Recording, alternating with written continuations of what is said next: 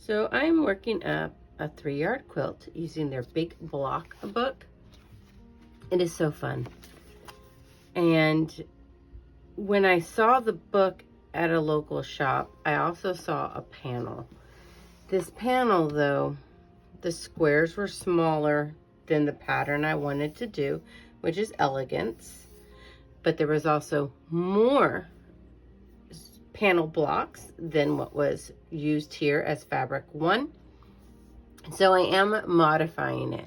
I'm using their guidelines, I'm using their steps, I'm using pretty much their cutting instructions, except for when it calls for this measurement of fabric 1, I'm altering it to be the square that I could get with my largest square ruler. And then where fabric 2 is, I have to alter that as well so that it all fits together like a puzzle when it's pieced into their rows. But yeah, no, super fun. So I have these wonderful quilt panel blocks already trimmed to the largest square that I could get. Then I'm taking my fabric 2 and my fabric 3, and I am doing what is asked. I'm doing my strip cut pieces.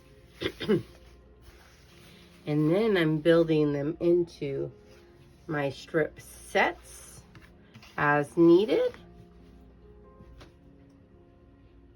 And then I have already moved on and started piecing those strip sets to my fabric 2 squares.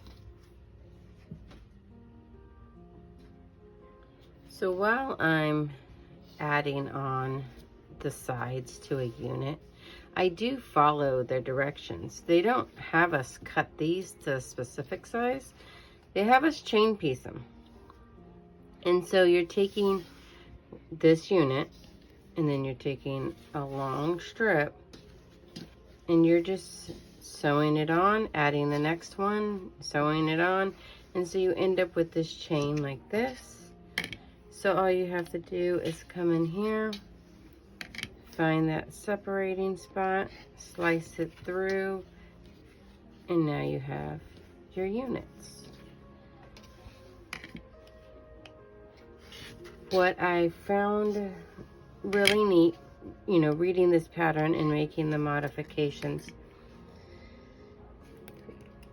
I only had to do math on one spot because of their strip pacing, right? I didn't have to convert the math for everything.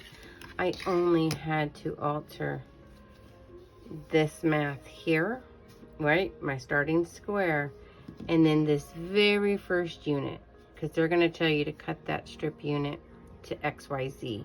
I needed it to be ABC to square up here, but it wasn't really quilt math in that regard. So if you've looked at these patterns, but you've never, altered it or tweaked it or created your own from it, I highly suggest just giving it a try. I still only bought the 1 yard of gold, the 1 yard of purple, and then the panel squares, with me shrinking their final blocks for A and B, but increasing the total from 12 to 16. I have a feeling I'm going to have enough fabric. I'm actually going to correct that. I bought 1 1/4 of each, because while I was at the quilt shop, I was going to frame this panel squares to grow them to the required size in the book, and then still add in the extra 4. But I chose not to do that. I am still adding in the extra 4, but I shrunk them instead. So I did buy 1 1/4 yards, but I know already I haven't even cut into that extra 1/4 yet. I've done all my cuttings for my fabrics too, and I have tons left. But yeah, I do. I highly suggest that if, you know, you see a pattern and you want to play with, you know, using a panel or using or growing it, or, you know, adding an extra row here and there, by all means, give it a go. It turns out really fun. So this is my unit. Give me a second to pull out the book here. This is my step 1 and my step 2 of block A. I am going to go ahead and press all of these open. And then I still need to build my strip assembly B, which is, after being built, will end up capping these blocks. These just get left as is. And let's see, that's it for right now. Let me go work on the pressing. Now they are asking for fabric 1 strips for this next section,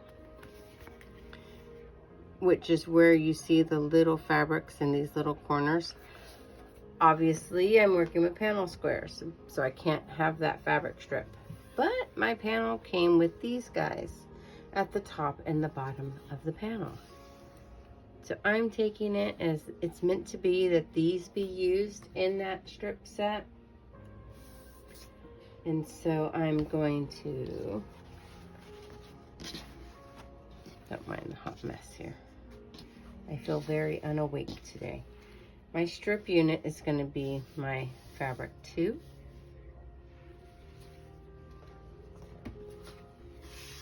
My fabric 3. My pretend fabric 1. And then we're going to double that up down here. Hold on real quick.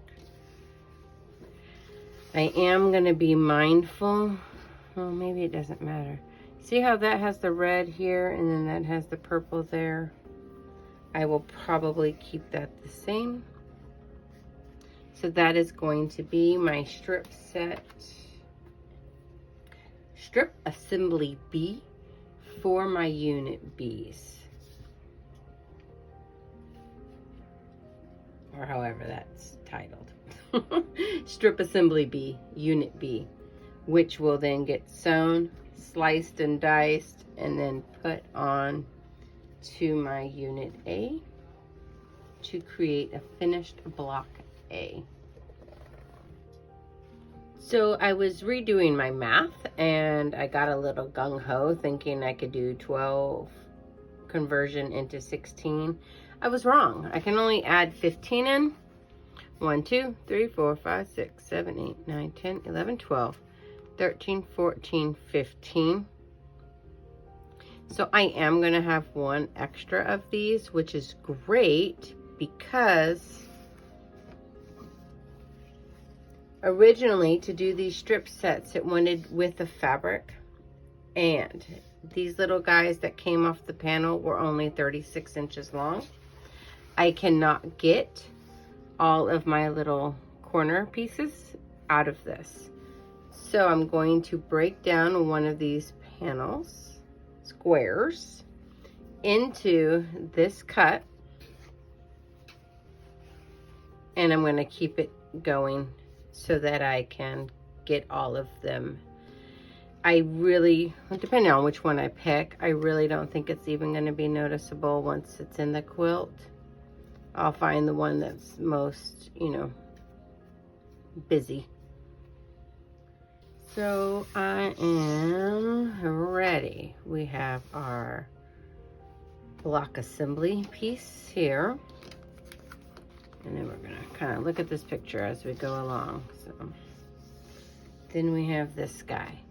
Now the pattern does want me to add a sew and flip to these corners in this purple background color. I'm going to, oh, I see why they did that. Okay, so currently, if it goes like this, this guy is gonna touch this guy. If I add the sew and flip corner in purple, give me a second here. see what I can do. If I add the sew and flip corner in purple, now they don't touch, and now it'll create this rounded look. I was originally going to start recording this and say, oh, well, I'm going to bypass that step. Well, now I'm not. I will go ahead and add those on. So I wanted to pop in here real quick while I was marking these half square triangles.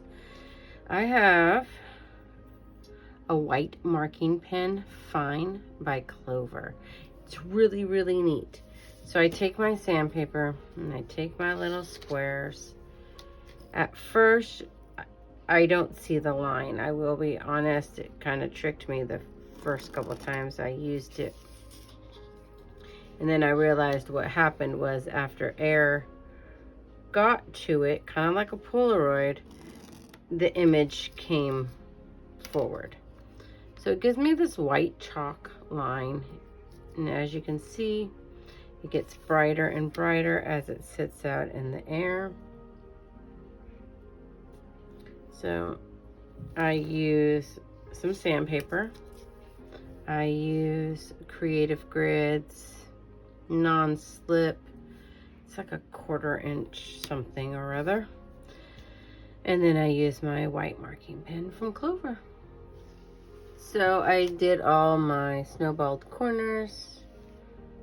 I press them open. I trim around if needed. And then I went ahead and cut off a 1/4 inch away for all the little half square triangle pieces.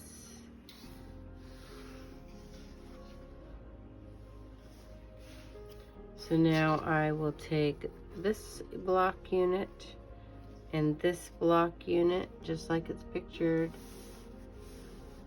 here. I am going to extend it out 1 extra row. I'll make piles.